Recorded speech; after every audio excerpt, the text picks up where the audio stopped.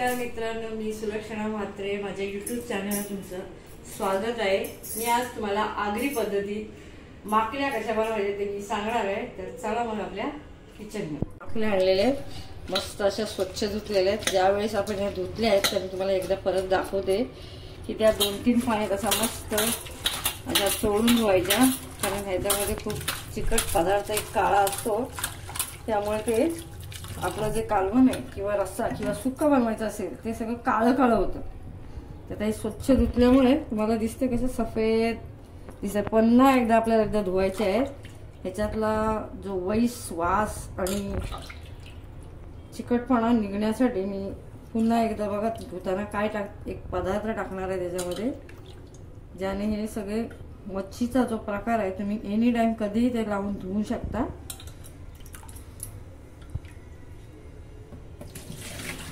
पुन्हा हे मी टोपात टाकले.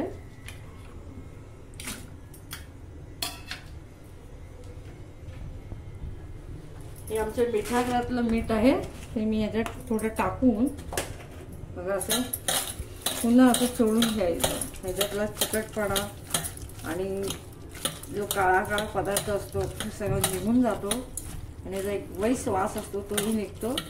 असं धुवून पुन्हा एकदा नळाच्या पाण्याने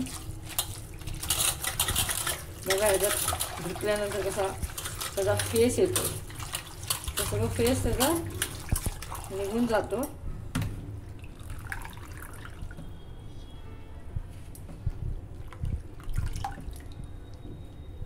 पाणी घ्यायचं नाही, असं तुम्ही पिळून सुद्धा घेऊ शकता.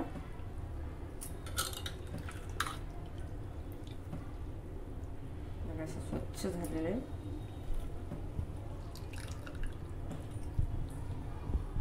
इकडे मी साहित्य काय काढलेलं आहे ते मी तुम्हाला दाखवणार आहे.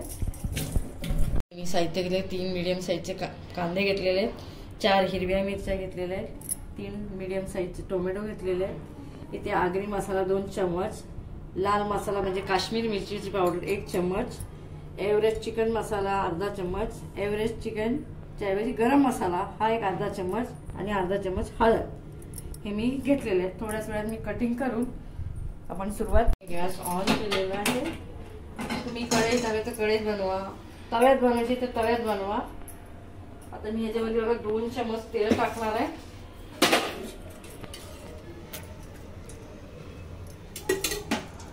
याच्यामध्ये मी एक अजून पदार्थ तुम्हाला दाखवला नाहीये, तो म्हणजे लसूण, जे आपल्याला 15 ते 20 पाकळ्या लागणार आहे. जेवढा जास्त तुम्ही लसूण टाकाल त्याच्यामधला मच्छीचा जो वास असतो तो कमी होतो, म्हणून शक्यतो तुम्ही लसूण जास्त टाकायचा आहे. आता हा माझं तेल इकडे गरम झालं की मी हे कांदे कापून घेतलेले आहेत. असे बारीक कांदे कापून घ्यायचे आणि टोमॅटो सुद्धा असं बारीक कापून घ्यायचंय. तेल गरम झालेलंच आहे. मी कांदा आणि त्याच्यावर ही हिरवी मिरची कापलेली आहे ती याच्यात टाकते. आपल्याला जेवढे आपण रेसिपी दाखवली तसंच ते शिजायला लवकर व्हावं म्हणून आपण हा चवीनुसार मीठ टाकलंय.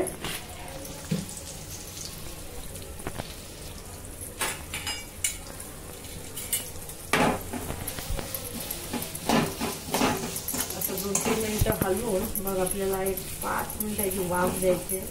प्रत्येक एपिसोडला तुम्ही बघितलं असेल की मी हा कांदा शिजवताना हलवून 5 मिनिटं वाफ देते. याचं कारण असं आहे, त्या कांद्याचा जो स्वाद असतो तो आपल्या तेलामध्ये उतरतो, म्हणून याच्यावर झाकण ठेवून वाफ द्यायची. 2-3 मिनिटाचा तुम्ही हलवलंय की मग ह्याला 5 मिनिटं मी 5 मिनिटं झालेली आहे. आपला कांदा असा ट्रान्सपरंट झालेला आहे. त्याच्यामध्ये आपण लसूण टाकायचं आहे. लसूण टाकल्यानंतर पुन्हा एकदा याची अशी 2-3 मिनिटांची वाफ द्यायची आहे. मस्तपैकी त्याच्यामध्ये लसूण पण असं शिजलं आहे आणि कांद्याचा पण कलर असा छान आला आहे. ट्रान्सपरंट कांदा झाला म्हणजे शिजला आहे हे लक्षात घ्या. जास्त ब्राऊन करायचं नाही, तर कालवण हे सुक्कं ते बनवणार ते सगळं आपल्याला कटकट लागेल. आता एक टोमॅटो टाकायचे आहे, ह्याला पण आपण शिजेपर्यंत वाफ द्यायची आहे. आपला टोमॅटो शिजला आणि साईडने असं तेल सुटलेलं आहे.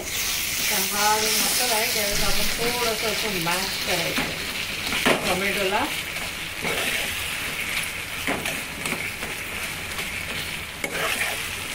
तुमच्याकडे मॅशर असेल तर मॅशरने पण करू शकता. माझ्याकडे आहे पण मी पडीचाच वापर केलेला आहे.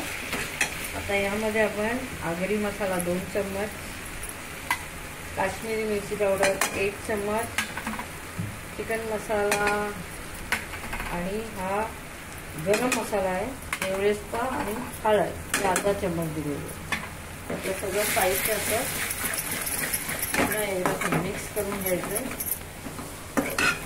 बघू शकता असं त्याचं बाइंडिंग एवढं सुंदर झालेलं आहे.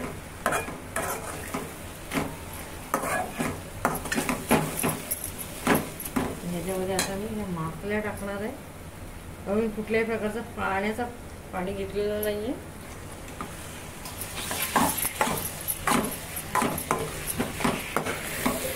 मसाल्यामध्ये शिजवायचं.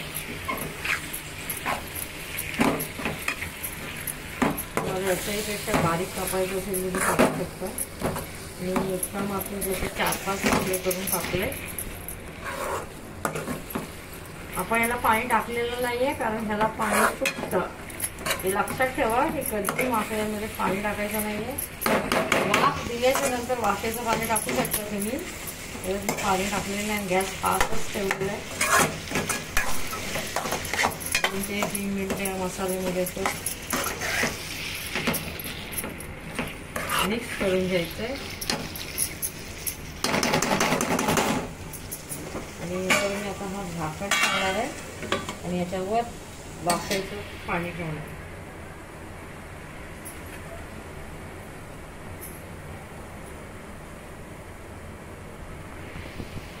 बघा याच्यावर वाफेवर पाणी ठेवलं. आपण याच्यात अजिबात पाणी नाही टाकलेलं तर या माकल्याला स्वतःहूनच पाणी सुटलेलं. कधी पण तुम्ही माकल्यामध्ये पाणी टाकू नका.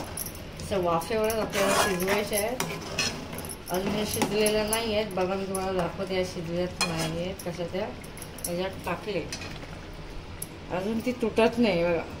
समजलं. तर थोडी तुटेपर्यंत परत एकदा 10 मिनिटं आपल्याला वाफ द्यायची गॅसवर. शिजल्यात त्या आपण बघूया. म्हणजे पाणी अजिबात टाकलेलं नाही आहे. त्याचं पाणी त्याला सुटलेलं आहे. तर बघा हे माकली तर अजून मला नाही वाटत आहे की शिजले. नाही शिजले. ती झटपट करायची असेल तर एक तुम्हाला मी पद्धत दाखवते की ती पटकन होईल आणि तुम्ही पटापट जेवायला बसू शकता. हेच मी पूर्ण सार कढईतलं आपण या कुकरमध्ये टाकायचं आहे. आता पाणी वगैरे ॲड करायची गरज नाही. ऑलवेज ते पाणी वगैरे त्याला सुटलेलं आहे. थोडंसं टेस्ट करून बघूया. एकदम मस्त स्पायसी झालेले आहे. आणि जर तुम्हाला तिखट नाही खायचं आहे तर बघा मी ते कैरी कापलेली आहे 4-5 तुकडे ते मी टाकते. म्हणजे ह्याचा मस्त पैकी गोड आंबट आणि तिखट फ्लेवर येईल. असं मिक्स करून ते गॅसवर ठेवायचं आहे. आणि वाफवलेलं थोडं पाणी आहे ते आपण टाकूया. आणि गॅस फास्ट केलेला आहे. आपल्याला फक्त याच्या 2च शिट्ट्या द्यायच्या. कुकरने मी झाकण लावलेलं आहे. 2 शिट्ट्या वाजल्याने गॅस बंद करायचा. तर आपल्या बघा 2 शिट्ट्याने पण पटकन आणि झटकन अशा माकल्या बनणार आहे. सेम मी कढईत बनवल्या तर तीच टेस्ट येणार आहे आणि कुकरला बनवली तरी सुद्धा त्याची टेस्ट तीच येणार आहे. 2 शिट्ट्या आता झालेल्या आहेत. आपण गॅस बंद केलेला आहे. त्याचा आपण शिट्टी काढणार आहोत आणि